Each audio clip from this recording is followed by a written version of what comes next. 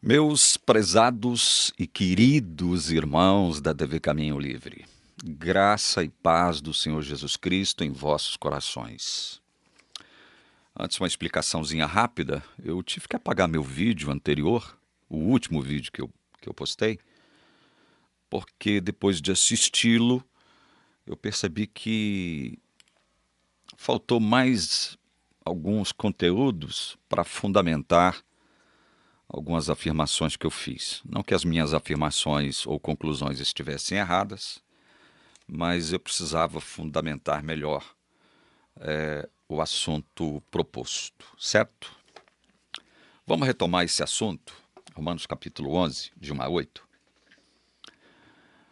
Então eu pergunto, será que Deus rejeitou o seu povo? De modo nenhum, porque eu também sou israelita da descendência de Abraão, da tribo de Benjamim. Por que Paulo faz essa pergunta aqui? Será que Deus rejeitou o povo de Israel? Por quê? Porque as objeções começaram a surgir em relação à pregação de Paulo sobre Israel, sobre o Evangelho, Jesus Cristo, enfim. E a acusação que já faziam contra Paulo é que, olha, se for do jeito que você está pregando aí, então as promessas de Deus quanto a Israel falharam. Porque Israel é o povo escolhido de Deus. Se Deus rejeitou Israel, então as promessas dele falharam quanto a Israel. Daí Paulo, no capítulo 9 de Romanos, tem que dizer o seguinte, olha, Deus não rejeitou Israel, as promessas de Deus não falharam quanto a Israel pelo fato de Deus ter rejeitado Israel como povo, como nação. E Paulo vai explicar o porquê que as promessas de Deus não falharam. Em resumo, sintetizando para a gente ganhar tempo, aí mesmo no capítulo 9, Paulo vai dizer o seguinte, olha, as promessas de Deus não falharam porque nem todos os descendentes de Abraão são filhos de Deus, são israelitas verdadeiros. Deus deixou claro para Abraão que a sua descendência seria suscitada através de um filho que o próprio Deus trataria de dar a Abraão e a Sara, Isaque, e não através de Ismael, que foi fruto de um relacionamento que Abraão teve com a sua escrava Agar, por sugestão de Sara, ou seja, Sara velha, né, estéril, percebendo que as coisas não aconteciam da forma e no tempo que eles queriam, né, se vendo impossibilitada de gerar um filho de Abraão, diz para ele, Abraão, a gente tem que dar uma ajudinha para Deus cumprir as promessas dele, vai lá, né, coabita com Agar, e faz um filho com ela, para que a gente possa dar uma ajudinha para Deus, para que Deus possa cumprir as suas promessas de fazer da sua descendência uma descendência tão numerosa quanto as estrelas do céu, as areias da praia do mar. E foi isso que aconteceu. Bom, então Paulo diz, olha, não foi, evidentemente ele deixa isso implícito em Romanos 9, ele não cita Ismael literalmente ali, mas não foi por meio de Ismael e sim por meio de Isaque, que Deus suscitou a descendência de Abraão. Então, houve uma escolha de Deus. Não Ismael, sim Isaque. E aí ele reforça a soberania de Deus ao dizer o seguinte, olha, e no caso de Isaque com Rebeca, né, também foi do mesmo modo. Rebeca estéril, assim como Sara era estéril, Deus precisou intervir, né, na vida, na questão biológica de Rebeca, e quando ele faz isso, dois bebês surgem, né? Dois gêmeos, Esaú e Jacó. E Paulo, então, reafirmando a questão da soberania de Deus na escolha entre Ismael e Isaque, ele agora, do mesmo pai e da mesma mãe, Deus faz uma outra escolha. Ele não escolhe Esaú e escolhe Jacó. E Paulo vai dizer no versículo 11 do capítulo 9, falando sobre isso, versos 10 e 11, o seguinte, isto não aconteceu somente com ela, mas também com Rebeca, ao conceber de um só, de Isaque, nosso pai. E os gêmeos ainda não eram nascidos, nem tinham feito bem ou mal, para que o propósito de Deus quanto à eleição prevalecesse, não por obras, mas por aquele que chama. Verso 12, quando foi dito a Rebeca, o mais velho será servo do mais moço. Então Paulo tem que deixar claro isso aqui. Olha, as promessas não falharam, porque muito embora Deus tenha escolhido o povo de Israel como nação para representá-lo diante da terra, das demais nações, Israel se rebelou, Israel se apartou dos caminhos de Deus, não cumpriu a aliança que Deus estabeleceu com ele, e por isso, então, Deus teve que, para cumprir as suas promessas, fazer uma nova eleição, desta vez dentro do próprio povo de Israel.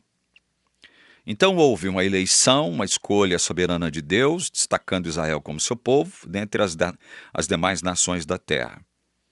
E houve uma segunda eleição, esta, por sua vez, dentro do próprio povo de Israel.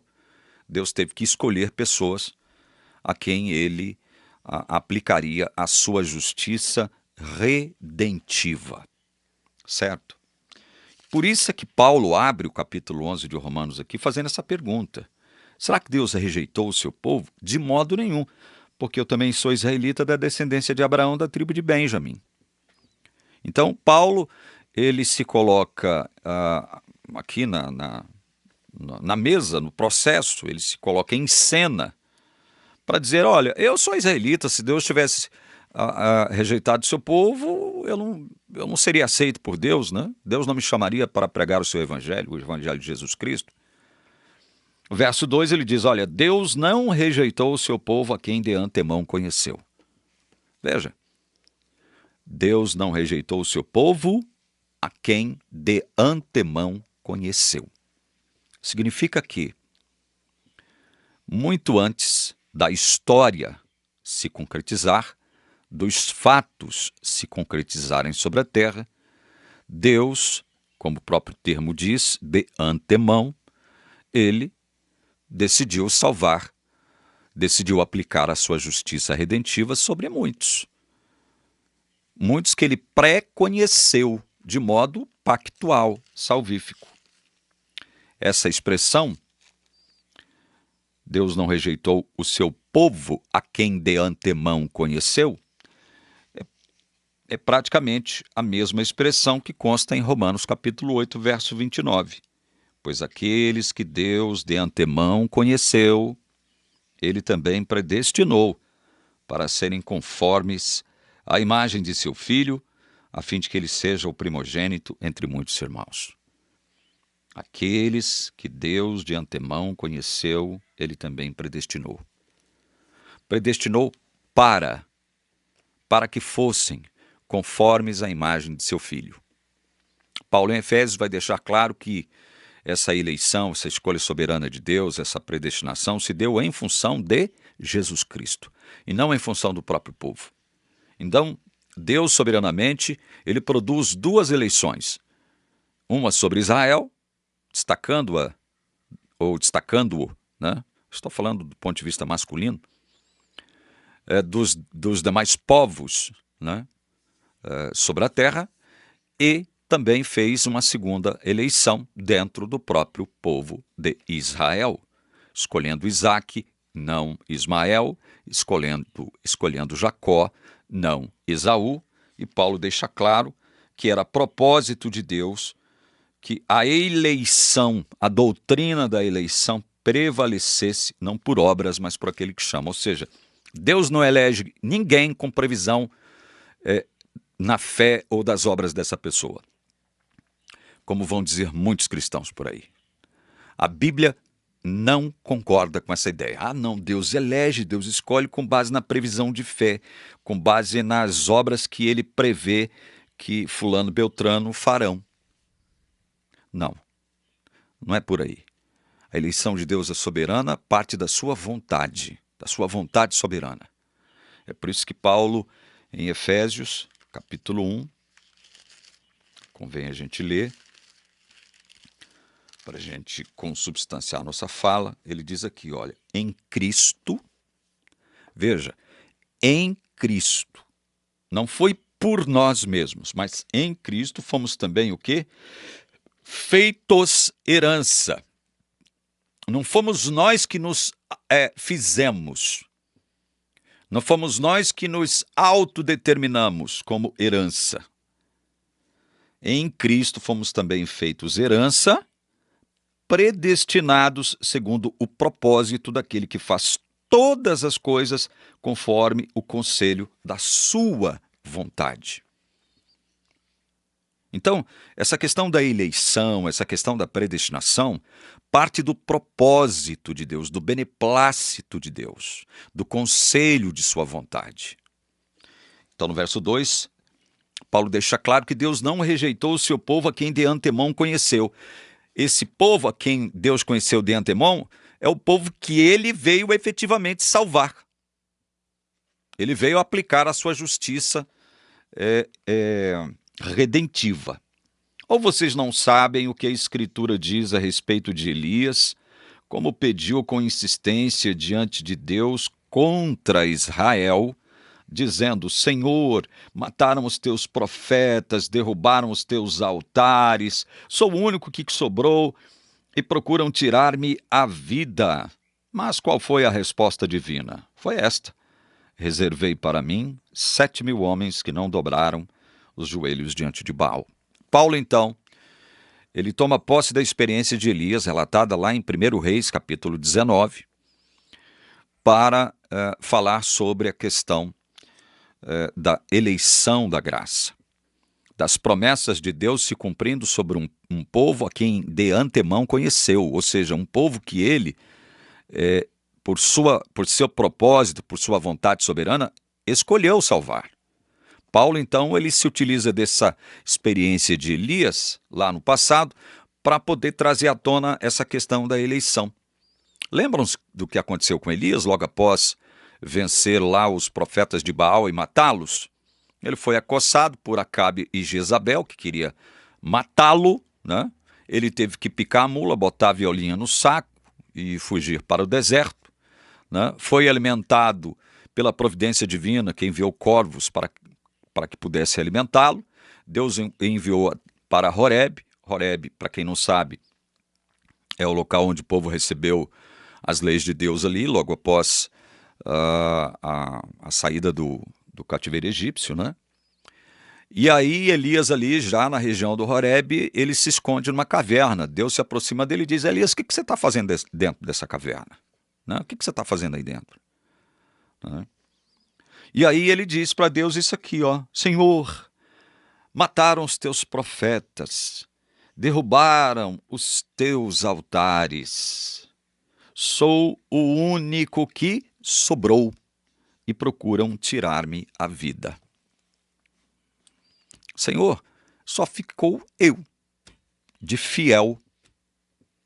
Só restou eu de fiel crente em ti mesmo. Só eu. E todo mundo agora pretende me perseguir e me matar. Por isso eu estou aqui dentro da caverna. Então Deus diz para Elias o seguinte, verso 4. Mas qual foi a resposta divina? Foi esta: reservei para mim 7.000 homens que não dobraram os joelhos diante de Baal. Interessante, eu fiz uma aplicação no meu vídeo que eu apaguei, sobre essa questão de Elias dizer o seguinte: Senhor, só eu fiquei. Derrubaram os teus altares, mataram os teus profetas, abandonaram a tua palavra, quebraram a tua aliança, né? O povo já se rebelou contra ti, já não guarda mais os seus mandamentos. Só eu fiquei. Só eu. E Deus surpreende Elias com essa resposta. Elias, eu vou parafrasear, evidentemente. Elias, baixa a sua bolinha. Não foi só você que ficou, não foi só você que restou, não foi só você que permaneceu. Eu reservei para mim 7.000 homens que não dobraram os seus joelhos a Baal. Eu sei que você não os conhece, você não sabe quem são e onde eles estão. Eles estão na terra porque eu os reservei para mim mesmo. Então, Elias, baixa essa sua bola, né? Para de ficar pensando que você é o único que sobrou, né? Para com esse exclusivismo de achar que você é o único. Eu fiz uma comparação dessa atitude de Elias com a postura da Igreja Adventista do Sétimo Dia diante do mundo, especialmente o mundo cristão. E é uma coisa que tem muitas semelhanças, essa postura de Elias. Senhor, quebraram os teus altares, mataram os teus profetas, né? Se rebelaram contra ti, quebraram a sua aliança, apostataram de ti, te abandonaram, enfim. Agora só eu fiquei. Não é basicamente, essencialmente a mesma coisa que propugna para o mundo a Igreja Adventista do Sétimo Dia, com seu exclusivismo soberbo, prepotente, arrogante, pejado de empáfia? Não é algo semelhante? A postura da Igreja Adventista não se assemelha muito à postura de Elias em dizer: só eu fiquei, só restou eu sou o único agora fiel a Deus. E aí o que Deus é obrigado a dizer para Elias? Elias, você não sabe de nada, inocente. Eu determinei separar para mim mesmo, escolher, eleger, predestinar 7.000 homens que também, assim como você, Elias, não dobraram seus joelhos a Baal. Aí alguém poderia dizer o seguinte: PC, a sua comparação tem limites. Claro que tem. Claro que tem limites. Eu faço uma comparação com base em alguns detalhes. Porque Elias era um profeta verdadeiro de Deus. Um profeta que foi honrado por Deus, que permitiu que ele não passasse pela morte, né?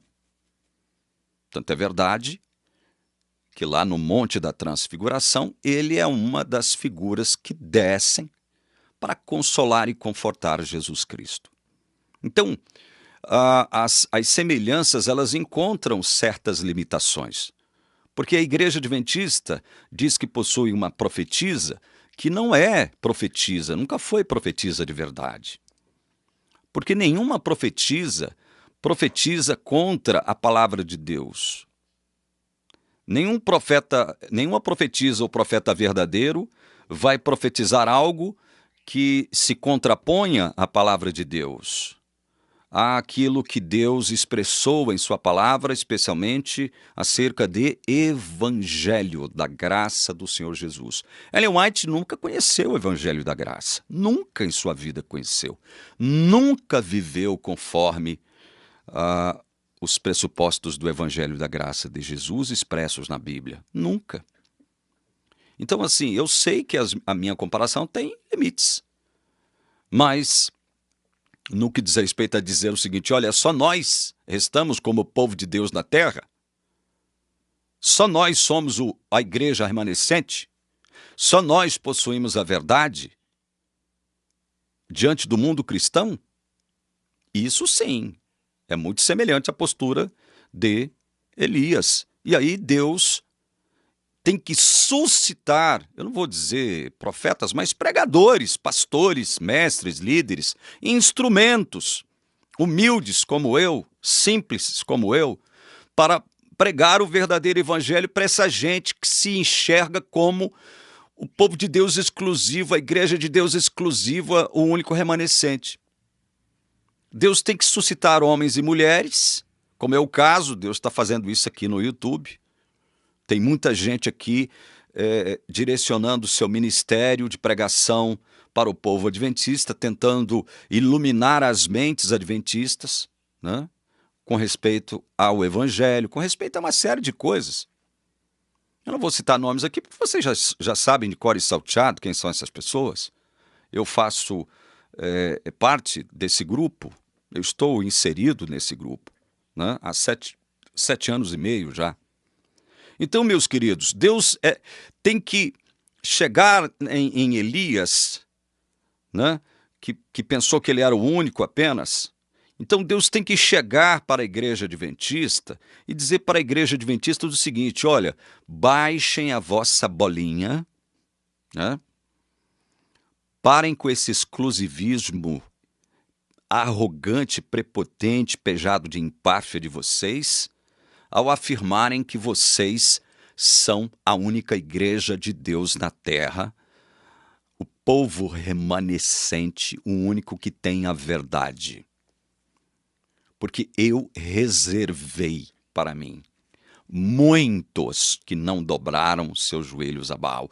Eu reservei. Vocês não sabem quem são eles, vocês não sabem onde eles estão, mas eu os conheço. Eles me pertencem porque eu os separei para mim mesmo, conforme expresso na palavra, que eu faço tudo conforme o conselho da minha vontade. Eu tenho esta prerrogativa de escolher quem eu quiser. E aí um dos motivos que me levou a apagar o vídeo foi justamente explicar por que Deus não é tirano e injusto ao falar isso para Elias e especialmente hoje ao dizer isso para a igreja adventista. Olha, vocês não são os únicos. Aliás, dentro de vocês tem um povo que me pertence, mas nem todos que estão com os nomes no hall de membros da igreja adventista me pertencem. Deus poderia dizer a mesma coisa hoje para a igreja adventista do sétimo dia. Então eu gostaria de explicar rapidamente o porquê que Deus não é injusto quando ele diz: Elias, você não é o único, você não é exclusivo, eu reservei para mim 7.000 que não dobraram os seus joelhos a Baal. São meus, me pertencem. Eu os separei, eu os escolhi, eu os elegi, eu os predestinei, e baixa a sua bola. Só eu tenho essa prerrogativa. Por que Deus não é injusto? Por que ele não escolheu todas as pessoas da terra, então? Por que Deus, como dizem alguns, né? Por que Deus não chegou para Elias? Elias, eu reservei todas as pessoas da terra para mim mesmo, porque eu sou bondoso e misericordioso ao extremo. Não. Ele reservou apenas 7.000. 7.000.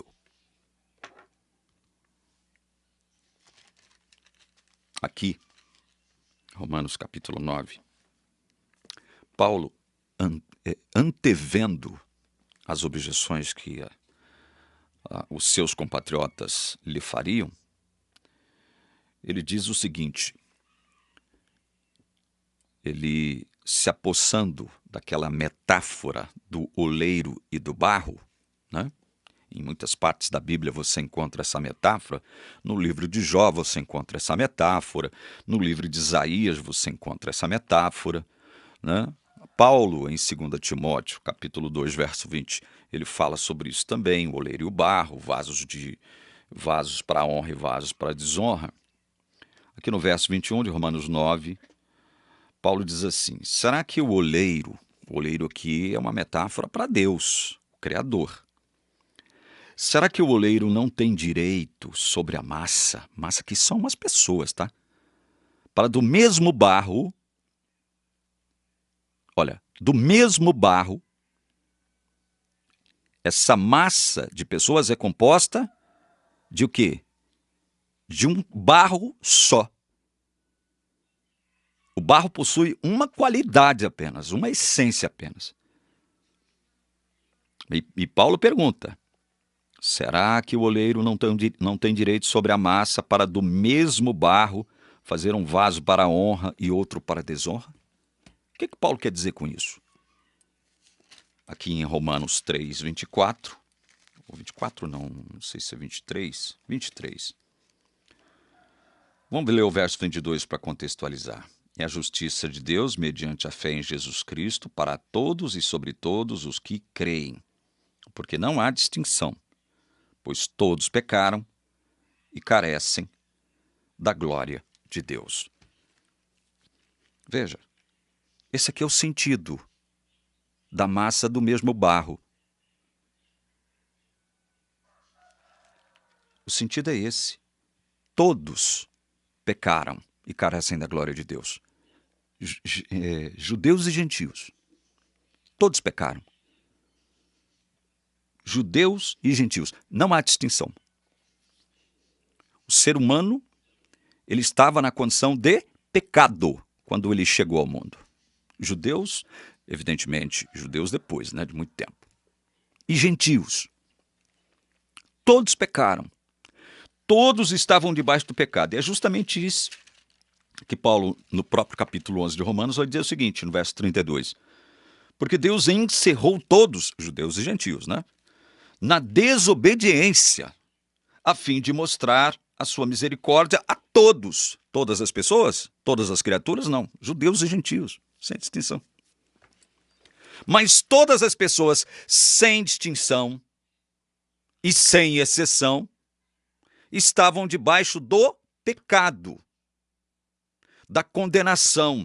É isso que Paulo deixa claro em Romanos 5, especialmente aqui no verso 18, quando ele diz: portanto, assim como por uma só ofensa veio o juízo sobre todos os seres humanos para a condenação. Então veja, para que você entenda que Deus, ele teria que fazer isso, que ele disse para Elias aqui, olha, reservei para mim. Deus teria que fazer isso, e ele não seria injusto ao fazê-lo. Por que não? Porque ele estava lidando com uma massa de barro, leia-se seres humanos, judeus e gentios, pecadores condenados. Todos, sem exceção, condenados, carentes da glória de Deus. Todos na desobediência, todos se apresentando para Deus como filhos não de Deus, mas filhos da ira, como o próprio apóstolo Paulo fala em Efésios capítulo 2. Vocês estão entendendo por que Deus não é injusto quando ele, de acordo com a sua vontade soberana, escolhe, elege, ele escolhe uns para a salvação, para a redenção, e não escolhe outros. Veja, esses a quem Deus não escolhe, não merecem nada de Deus, só merecem juízo e julgamento, e é isso que eles vão receber. Aqui no capítulo 10, verso 21, o próprio Paulo, ele diz: quanto a Israel, porém, diz: todo dia estendi as mãos a um povo desobediente e rebelde. Um povo desobediente e rebelde. Esse povo foi tão desobediente, tão rebelde a Deus, que Deus fez isso aqui, olha, Deus tomou uma atitude. Vamos ler? Salmos 81, o verso 12, versos 11 e 12. Mas o meu povo não escutou a minha voz. Israel não quis saber de mim. Assim, deixei que andassem na teimosia do seu coração e seguissem as suas próprias inclinações. O povo foi tão rebelde a Deus, tão rebelde de um modo geral, que Deus deixou para lá esses aí. Passou por alto por esses aí. Mas ele fez provisão para deixar sempre um remanescente sobre a terra. Por isso ele tinha que reservar, separar, escolher, predestinar. Olha o que ele diz, Romanos 11, verso 5 em diante. Assim também nos dias de hoje, olha, assim também nos dias de hoje. Assim também por quê? Porque no passado foi assim. Ele teve que reservar um povo para aplicar sua justiça redentiva dentro do seu povo. Entenderam? Ele teve que eleger dentro do seu povo eleito aqueles a quem ele aplicaria sua justiça redentiva. Por isso é que Paulo, no verso 5, diz, assim também. Lá para Elias, Deus disse, olha, Elias, baixa sua bola com seu exclusivismo. Acho que Deus poderia dizer a mesma coisa hoje para a igreja adventista. Olha, igreja adventista, não me venha com essa churumela, com essa bobagem, com essa basófia de dizer que vocês são os únicos que pertencem a mim, que vocês são a única igreja de Deus na terra, povo remanescente, os únicos que guardam os mandamentos de Deus, são impecáveis, né? Vocês não pecam porque vocês estão afirmando que guardam os mandamentos de Deus e a fé em Jesus, então vocês não pecam, não é verdade? Se houver algum adventista que peca, se é o adventista, você está me assistindo e peca hoje, então você está enrolado, irmão. Está enrolado, você não é como os demais adventistas que afirmam para o mundo inteiro, especialmente para o mundo cristão, que guardam os mandamentos de Deus. Guardar os mandamentos de Deus, segundo o próprio entendimento de vocês, é não pecar. Não pecar. Se você peca, você está enrolado. Tem alguma coisa errada com o seu adventismo. Então Deus, assim como disse para Elias lá no passado, reservei, Elias, para mim 7.000 que não dobraram os joelhos a Baal. Deus pode dizer para a igreja hoje, olha, eu reservei gente minha no mundo inteiro que não jamais dobrará seus joelhos a Baal. Eu reservei, eu escolhi, eu predestinei. E aí? Assim também nos dias de hoje, vai dizer Paulo, sobrevive, olha, um remanescente segundo a eleição da graça.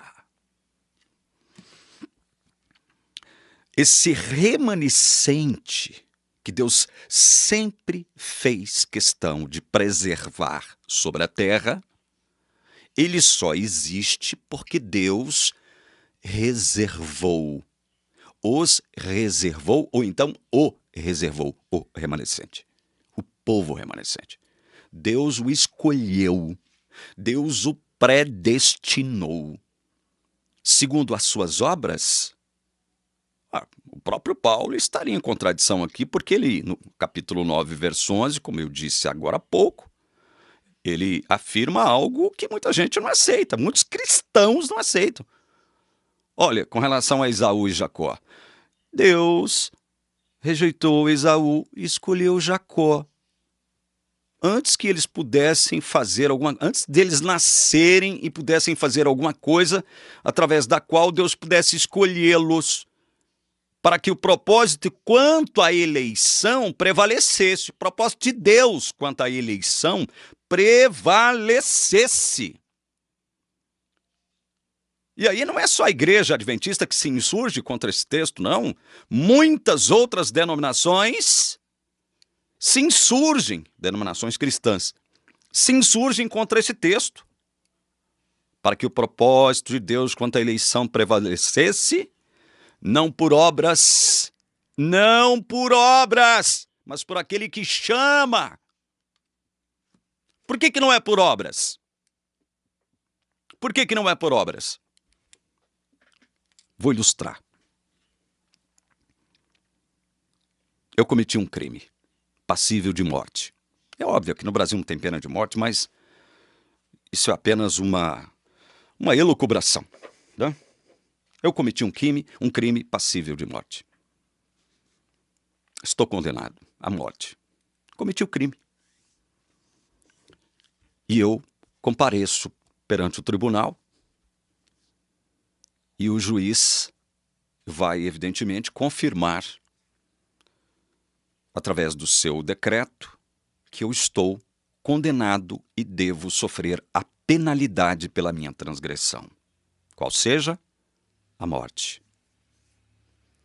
Mas aí eu digo para o juiz o seguinte, olha o que o ser humano cristão tenta fazer com Deus agora. Eu estou falando o cristão que não aceita a eleição da graça, não aceita a doutrina da predestinação. O que ele faz com Deus? É o que eu, evidentemente, é uma elucubração, né? Só um caso hipotético. Eu chego para o juiz e digo assim, senhor juiz, eu, a partir de agora, eu vou procurar cumprir a letra da lei, eu vou procurar obedecer a letra da lei a partir de agora, eu vou ser uma pessoa mais responsável, vou ser um melhor pai, um melhor filho, um melhor cidadão, um melhor membro da igreja, eu agora vou estar presente em todos os cultos da minha igreja, vou fazer obras de caridade, eu vou fazer tudo o que for possível fazer de bom para as pessoas. E assim eu espero reverter a minha pena. O juiz dá uma boa gargalhada diante de você, especialmente de mim, né? Eu estou na hipótese. O juiz dá uma boa gargalhada na minha cara e diga: meu jovem, você não entendeu. Você não entendeu. A lei não permite isso. Não permite que você agora, depois de ter cometido o crime, que você se proponha a obedecê-la na íntegra, em todos os aspectos da vida, seja uma melhor pessoa, que você agora produza obras de caridade, obras de bem. A lei não permite isso, Paulo. A lei não permite isso. Você transgrediu, meu filho, e eu, como juiz, que sou guardião da lei, tenho que condenar você. Sou obrigado a condenar você a cumprir a pena da sua transgressão, que é a morte, porque a lei não permite que você faça esse tipo de propósito agora, depois que você já transgrediu. É necessário que você morra. Pronto, acabou. Meus queridos, isso é uma situação hipotética que eu criei, me envolvendo, me colocando na própria cena, mas eu então estou fazendo o papel daqueles que dizem que são cristãos hoje, tanto católicos quanto evangélicos. É isso mesmo. Tanto católicos quanto evangélicos. Dos mais variados matizes teológicos. É isso que muitos católicos e evangélicos e também a Igreja Adventista do Sétimo Dia, é tudo isso que eles estão fazendo. Fazendo o quê? Fazendo o quê? Não, é possível a gente adquirir justiça divina, redentiva, guardando a lei, guardando o sábado como selo de Deus, participando da Igreja Adventista, que é a única Igreja de Deus na Terra, devolvendo o dízimo, fazendo pactos com Deus, doando ofertas, fazendo obras de caridade, participando dos programas proselitistas da igreja, levantando a bola da igreja. É possível, se a gente fizer isso, adquirir justiça diante de Deus, porque a salvação, ela se concretiza de modo sinergístico. Não é isso que diz no seu livro Lixo o senhor Bebezão? Eu prometi que nunca mais ia citar o nome dele aqui, a não ser que ele se converta. É o Bebezão.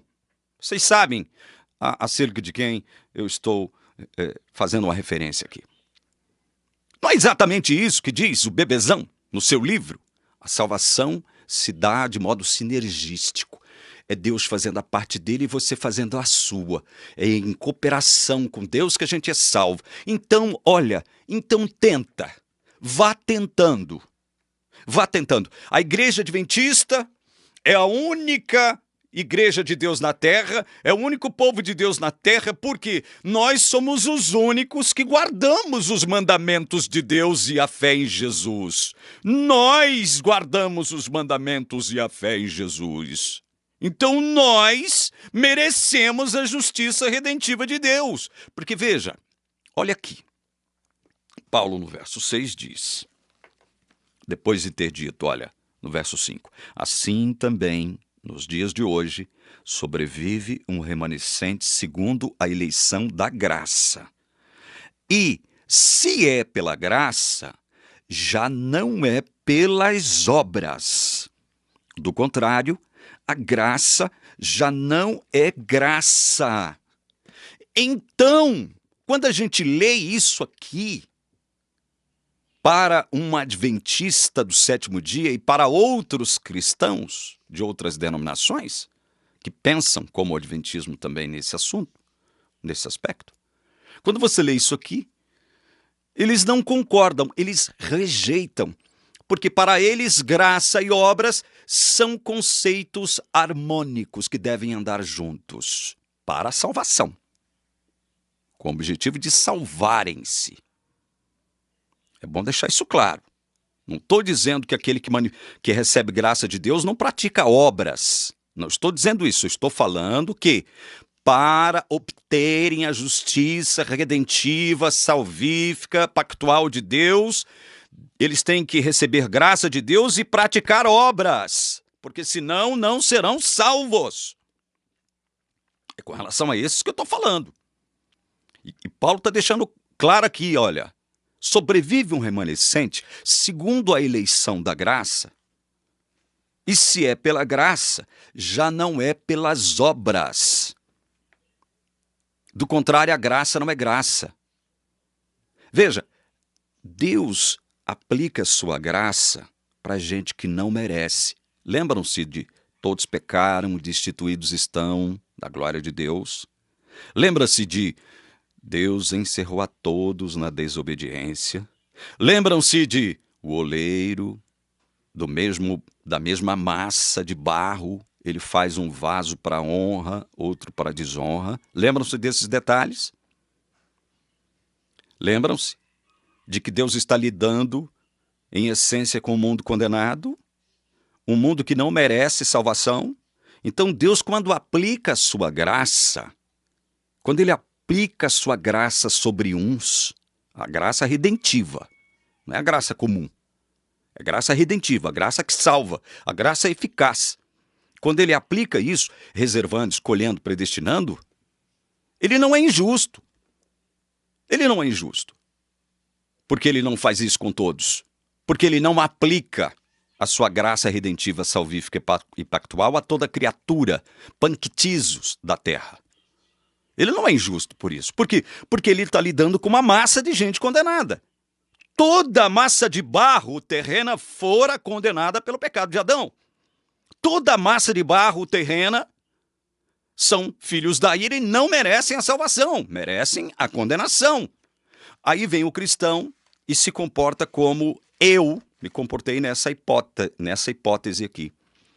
Chegam para o juiz e vai dizer, não, agora nós vamos obedecer a lei para a gente ser salvo.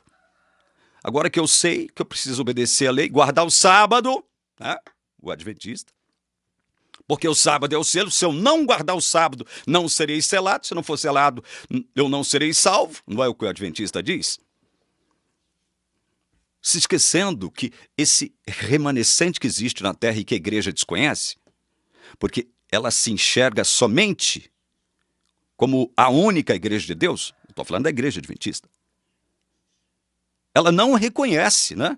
Aí ela vai dizer, não, existem outros crentes nas demais denominações cristãs, no mundo, no espiritismo. Interessante que eles não citam o islamismo, né? Eles não falam do Islã, né? Deus tem os seus filhos lá dentro também. Só que eles, quando eles dizem isso escondendo a segunda parte da questão, que é o seguinte, mas, tem sempre um mas, né? Esses que são de Deus e estão lá dentro da igreja católica, dentro das igrejas evangélicas, terão que vir para a igreja adventista do sétimo dia para serem salvos. Terão que guardar o sábado para serem selados. Eles terão que fazer parte da única igreja de Deus, do único povo remanescente de Deus, do único povo que guarda os mandamentos de Deus e a fé em Jesus. Terão que sair de lá e vir para cá, porque senão nada feito.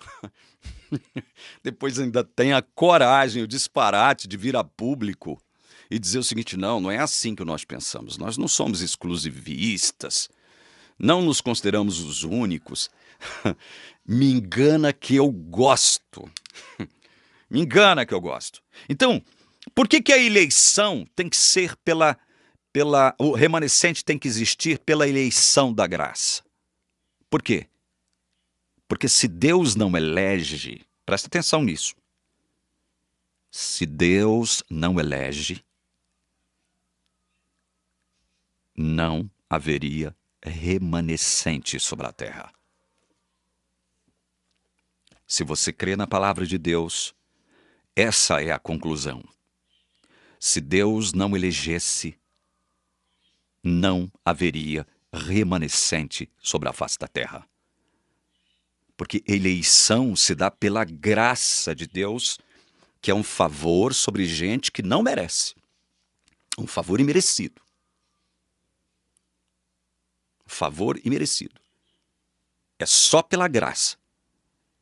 Não é por obras. E não é também por graça e obras que Deus elege. Ele elege única e exclusivamente por sua vontade soberana. Por sua vontade despótica. Quando eu falo isso, muita gente se assusta, né?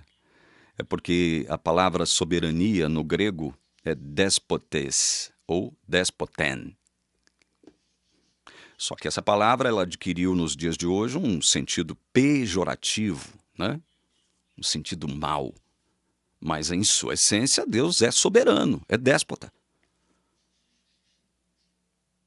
E ele é o único que tem essa prerrogativa de escolher. Se ele não escolhesse, absolutamente ninguém seria salvo. Diante de uma raça condenada, Deus não tem obrigação de salvar ninguém. O juiz, da minha hipótese, ele não teria obrigação de dizer o seguinte para mim, ó, o condenado à morte. Muito bem, Paulo, já que você fez esse propósito de passar a partir de agora a guardar a lei, eu vou liberá-lo da sua condenação. Mas lembre-se, você tem que guardar toda a lei perfeitamente, porque senão eu volto a te condenar. Porque o salário do pecado é a morte. Então você não pode pecar a partir de agora. Veja, o juiz não pode fazer isso. Ele não tem obrigação de fazer isso. Ele não pode e não tem obrigação de fazer isso. Então veja, a graça, quando Deus manifesta ela para alguém, é porque ele quis. E quando ele não manifesta a sua graça sobre alguém, é porque também ele assim o quis. Só que esse para quem Deus não manifestou sua graça, jamais vai desejar pertencer a Deus. Jamais vai desejar pertencer ao reino de Deus. Encerrando, eu leio os versículos seguintes aqui. Só reforçando. Versículo 6. Se é pela graça, já não é pelas obras. Do contrário, a graça já não é graça.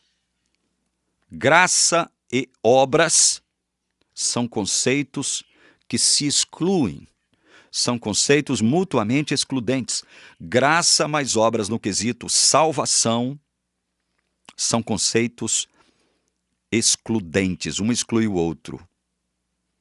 Agora, todo aquele que recebe graça redentiva de Deus, ele vai praticar obras.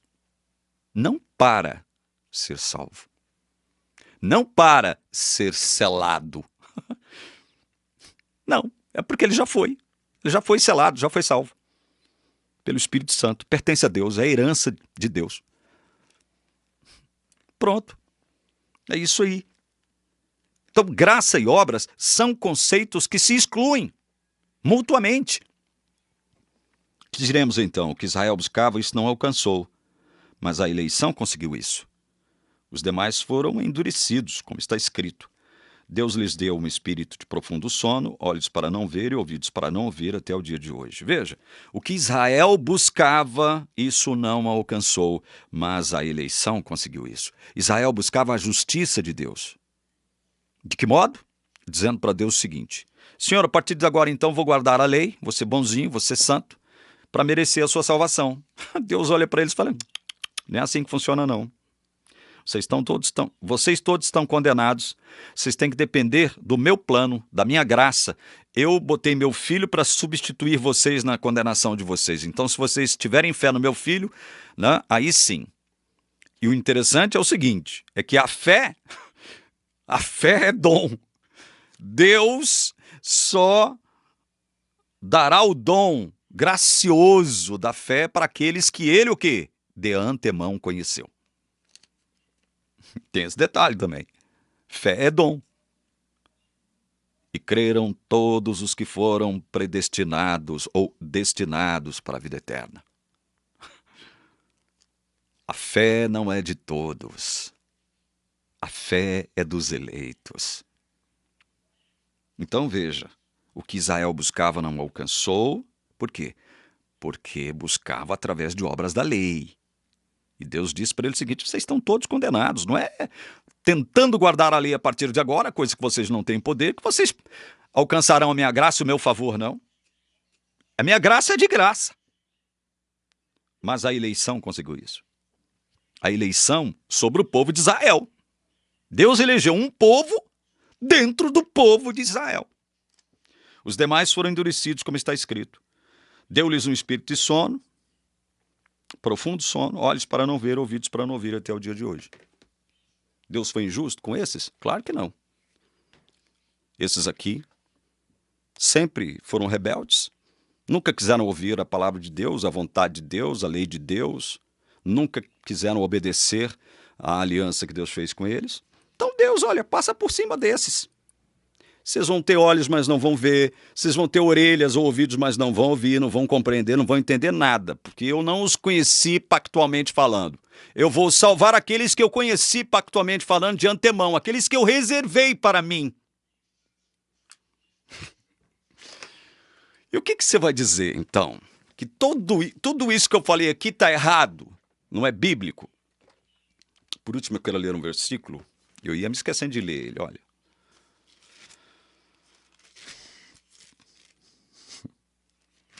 Segundo aos Coríntios, capítulo 3.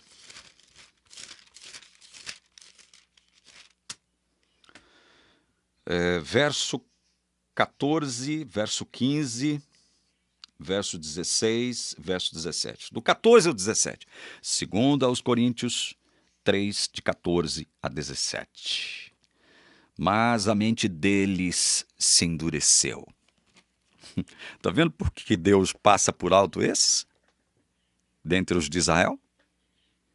Está vendo por que para esses Deus deu olhos, mas eles não veem o quê? A salvação. Deus deu ouvidos, orelhas, né? Mas eles não ouvem. Ou seja, não compreendem, não entendem, não recebem. Por isso que Deus os rejeita, né, desse modo. Mas a mente deles se endureceu, pois até o dia de hoje, o mesmo véu permanece sobre a leitura da antiga aliança. O mesmo véu permanece sobre a leitura da antiga aliança. Não foi tirado, pois só em Cristo ele é removido.